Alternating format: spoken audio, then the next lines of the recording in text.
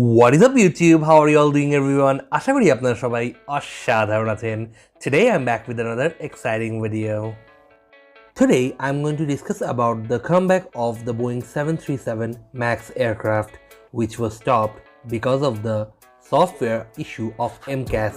Now it looks like Boeing has fixed it and all the issues have been fixed.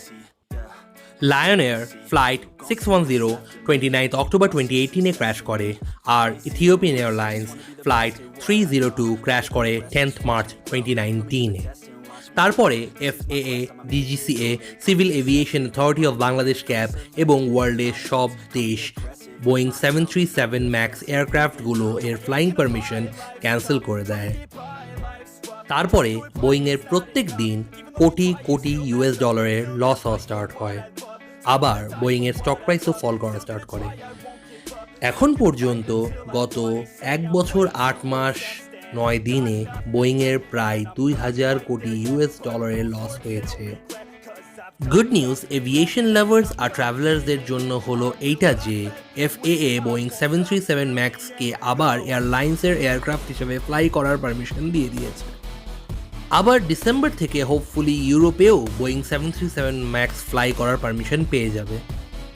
Boeing expect করছে যে 2021-এর ডিসেম্বরের মধ্যে ওয়ার্ল্ডের 99 থেকে 100% দেশ তাদের আকাশে বোয়িং 737 ম্যাক্সকে ফ্লাই করার পারমিশন দিয়ে দেবে। 2019-এ বোয়িংয়ের কাছে প্রায় 800+ অর্ডার ছিল বোয়িং 737 ম্যাক্স 8 আর বোয়িং 737 ম্যাক্স 9 মিলায়। এখন অনেক অর্ডারই ক্যান্সেল হয়ে গেছে। বোয়িংয়ের কাছে এখনও প্রায় 450টা বোয়িং 737 ম্যাক্স এয়ারক্রাফটের অর্ডার আছে। আমরা সবাই আশা করছি যে খুব তাড়াতাড়ি আবারও বোয়িং 737 ম্যাক্স এয়ারক্রাফট আমরা বাংলাদেশের আকাশে দেখতে পারবো। US বাংলা এয়ারলাইন্স একটা বোয়িং 737 ম্যাক্স 8 অর্ডার করেছিল, কিন্তু ওটা পরে ক্যান্সেল করে দিতে হয়েছে। আমরা সবাই আশা করি যে US বাংলা এয়ারলাইন্স আবারও বোয়িং 737 ম্যাক্স 8 অর্ডার করবে, প্রবাবলি তাদের বোয়িং 737-800গুলো রিপ্লেস করার জন্য। রিজেন্ট এয়ারওয়েজও চিন্তা করছে বোয়িং 737 ম্যাক্স 8 অর্ডার করার কথা, কিন্তু এখনও কিছু কনফার্মড হয়নি। তার সাথে সাথে আরেকটা গুড নিউজ দিয়ে দিই আপনাদেরকে যে বাংলাদেশে খুবই শীঘ্রই আরেকটা নতুন এয়ারলাইন্স আসতে পারে, খুব তাড়াতাড়ি। কিন্তু এই বিষয়ে এখনও কনফার্মড কোনো নিউজ আমাদের কাছে নেই, সো আমরা আপনাকে কনফার্ম নিউজ বলতে পারছি না। জাস্ট যে কথাগুলো ছড়াচ্ছে নিউজগুলো সেটাই জানিয়ে দিচ্ছি।